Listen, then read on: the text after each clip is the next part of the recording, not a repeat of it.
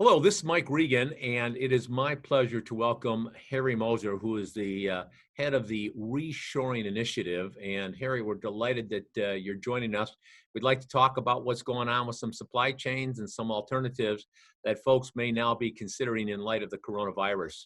So welcome to this little interview, this Zoom interview with us. Great to be here again, Mike. You know, Harry, one of the things that before we got going here, I was just sharing with you is that one of the impacts of this coronavirus it has exposed what I'm calling fault lines in corporate supply chains. A lot of companies have gone overseas and outsourced their production, domestic production to other countries with the assumption and expectation that the flow of materials would continue. And, before we started, I was telling you, it's basically people have woken up to the fact that black swan events can have huge impacts on supply chains, and it's causing people to reassess where I get my products from, how I get my products. And that's why my friend Carl Wadenstan suggested I give you a call and learn a little bit more about the Reshoring Initiative. So for the benefit of our listeners, could you walk us through what it's all about, and we'll take it from there and talk about some options that companies can consider, not just because of the coronavirus, but because of some of the other initiatives that you've been championing. You might say because of whatever's going to be the next problem that comes up in 5 years or 10 years, which we don't know about yet. Yeah. So the Yeah. Reshoring Initiative is a not-for-profit. I founded it 10 years ago. Our mission is to bring 5 million manufacturing jobs back to the U.S., which would balance our goods trade deficit, which is about $800 billion per year.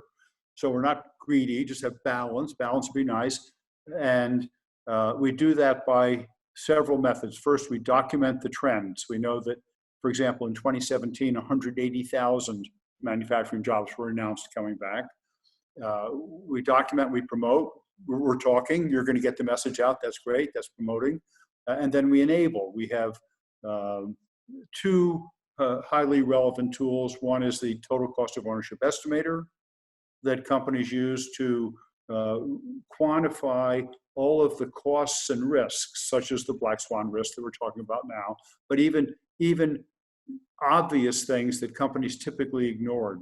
Most companies look only at the ex works price, and they ignore even the duty and the freight and the carrying cost of inventory, and just the most simplistic things that they should have considered.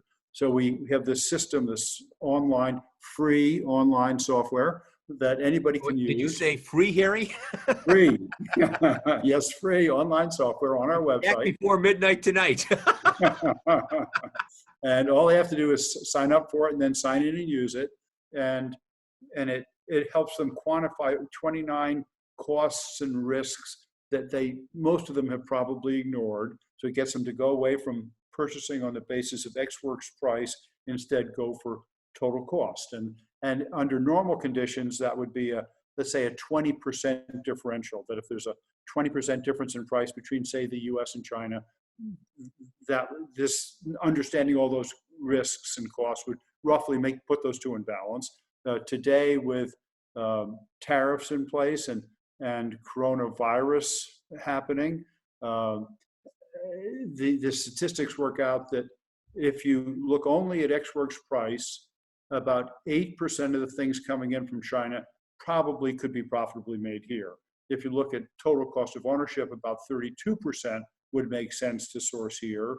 And if the product is subject to a 15% Trump tariff, then about 48%, so roughly 50%, would make sense to source here. So the point is that by doing the math, companies can find out which of the things that they're importing they can source in the US instead. And then the logic is to go ahead and start sourcing the most critical of those here domestically. Now, some things are easy to source. A simple machine part, you should be able to find a local machine shop, and in a couple of weeks, you ought to have some parts, good parts. But if it's a heavily tooled component, if it requires an injection mold, a stamping die, foundry tooling, something like that, then you have to either get that tooling out of China or wherever, which could be difficult, or you have to build new tooling here, which could take 3, 4, 6 months to be in production. So there's the company should should categorize their parts based on the things that they're importing, based on the complexity involved of making that transfer, and then pick the ones that are easiest to transfer, do the math, find the ones that where the numbers favor the domestic sourcing now, and get going and get it done. So here, let me like bring out, practically speaking, one of the reasons why I was so excited to be able to speak with you. We're finding out from our activities in the supply chain area, helping companies manage their supply chains and freight costs. We're seeing companies now get down into what I call real critical territory. They built up their inventories in anticipation of the Lunar New Year. They may have been carrying a little bit of excess, but now, for example, one of my associates came up and said, Mike, here are a couple of companies out of Pennsylvania that are, going to have to start shutting down here very shortly because of, an inability to get the materials they need to keep their operations running. And what they found out basically also was that while they thought they were, had a much higher domestic sourcing component, some of their suppliers to make those domestic products were getting parts from China and other countries. And so they're running out. And so I guess the question that I want to frame here is, your total cost of ownership estimator there, what kind of premium do you place on certainty? On being to know that I can control my ability to get products there and my ability to, control my own destiny versus being subject to whether it's tariffs a couple months ago, the coronavirus, or like you said, the next black swan event 3, 5, 10 years out. How does that cost of the value of certainty get factored into that total cost of ownership equation? In terms of the 29 cost and risk factors that we enumerate, one we call opportunity cost, which comes pretty close to that. And if I were faced with making that decision, I would say, what's the probability that we're going to have another black swan event? And it seems like it's increasingly probable. And if that happens, what's the damage to my company if I cannot get any one, I guess, of this list of components? How long will it take me to find another source, a domestic source, presumably, or how many years of inventory do I have to keep just in case? And then say, if that's going to if I'm not going to be able to ship my product for 6 months, how much sales am I going to lose? How much profit am I going to lose? How many customers am I going to permanently lose to my competitors? And if the probability is only 2-3%, but what you're going to lose is an amount that equals 200% of your profit for a year, now you're coming up with some fairly substantial numbers. And then you have to take that risk premium and put that into the calculation. And so it depends. Like if all of your competitors are selling Chinese products, then they're probably going to have the same problem. But if many of your competitors are domestically sourced and you're the only one that's subject to China or India or wherever it is, then you don't want to be the one that's left holding the bag, so to speak. Well, and let's also talk about the second tool, because one of the I mentioned my buddy Carl, and Carl sells vibrators for cement mixers and this type of thing. He's very proud of that. It's a great company in Rhode Island that produces USA made vibrators and all, and he's going up against companies that are bringing in a lot of vibrators from China and Italy, and he's in a good spot right now. And that second tool that you were talking about basically is something that also people that come to the reshoring initiative can take advantage of in terms of helping them understand where companies that sell like-minded products, where they're sourcing their products from. Can you share a little bit about what that tool is and why it's so valuable? Sure, that's the import substitution program.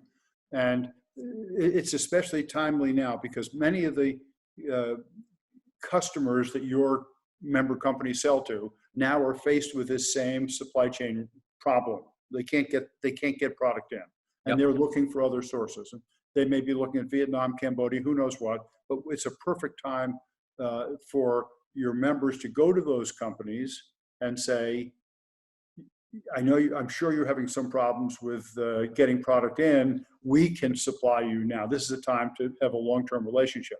So the import substitution program, we can work with individual companies. The company defines its products based on descriptions of the product and on HS codes, which is the characterization of a product that's imported or exported. And knowing the description, knowing the HS code, we can tell them who the biggest importers are of the products that they're really good at producing. And then we train them to use the total cost of ownership estimator to do the calculation, take it into those importers and say, it looks like maybe our price is 10% higher than what you're paying over there, but our total cost is 5% lower, and we can deliver. I have to stop you, Harry. Why wouldn't somebody take advantage of that kind of capability? I'm just out of curiosity. Why wouldn't they take advantage of that? Because you haven't gotten the message out yet. Anyway, so I'm working on it, okay? Yeah. Trust me, I'm working on it. So to put it in perspective, the TCO estimator is free online to anybody who wants to use it. The program I just described, we have to do work. We have to do the sorting. We have to do the identification. We have to train on the TCO. That one, there's a charge for. The level 1 charge is $5,000.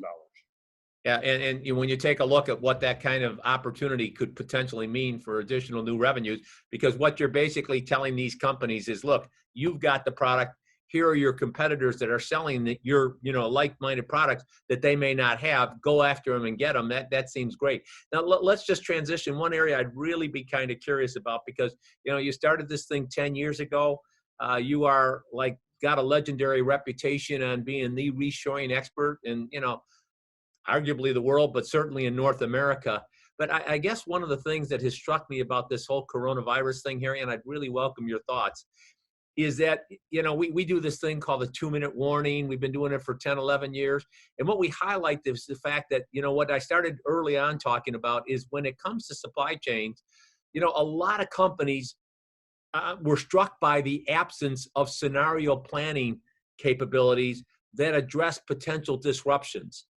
And so, like I said, that coronavirus issue has really kind of exposed the fault lines. Some people are having supply chain earthquakes, right? But is that something, that you've seen as well in this reshoring? And are there things that companies that may have taken it for granted, things that they can do on an immediate basis to, have a better future?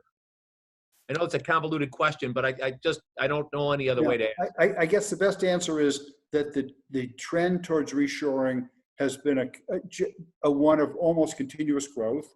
And it's gone from, when we started in 2010, 6,000 jobs were announced coming back.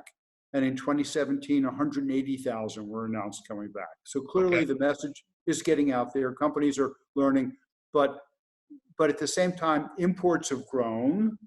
So to get the US supply chain more in balance, we have to have something like 500,000 jobs a year coming back rather than 180,000. So I have to do 3 times as well as I'm doing to get things going really in the right direction. And a lot of it is because companies have been trained to buy on the basis of price. The supply chain guy gets a bonus based on purchase price variance, apparently saving money, while he ignores the problems of excess inventory, stockouts, warranty costs, intellectual property risk, travel costs, et cetera, et cetera. So probably the coronavirus is a big enough shock to get companies' attention. I mean, it's why you called me. And it's why other companies are calling me right now and asking for help. And we're delighted to be here to help. Well, and you're a great resource. And for those of you that are listening to this, we're going to provide you with contact information as to how you can get in touch with Harry. That's part of my job, right, Harry, to make people aware of this so we can get that 500,000 jobs here. One other question, just a final question for you. When you read about how China has been making an intentional effort over the last 3 to 5 years, possibly longer, on rare earth minerals and, other critical minerals that go into the production of a lot of products. And the thing that really, I think, I mean, we're very fortunate to work with some great pharmaceutical companies, but when you see estimates that China controls as much as, 90 to 95% of the market, uh, yeah, and pharmaceuticals, are we close to or perhaps past a tipping point on being able to recapture some capabilities which are critically important to our national security? Uh, I read reports from the Department of Defense about significant amounts of components that are no longer available in the United States. Just nobody makes those things anymore. And we try to buy from, Germany, Canada, England, somewhere, but some of them unfortunately come from China, including counterfeit and perhaps altered parts, that might fail when they have to work right. But I'd say not too late. In fact, we have another program. As long as you bring this up, we call it the Supply Chain Gap Program. So what you're describing is supply chain gaps, some product that's used here, purchased here, but only is supplied from offshore. So we can identify the biggest supply chain gaps, product categories where there's, let's say, $100 million or more a year imported and nothing made in the United States. So if some of your member companies are interested in expanding into interesting product areas where there's no domestic competition, but there's a lot of imports, we can work with them and identify those gaps.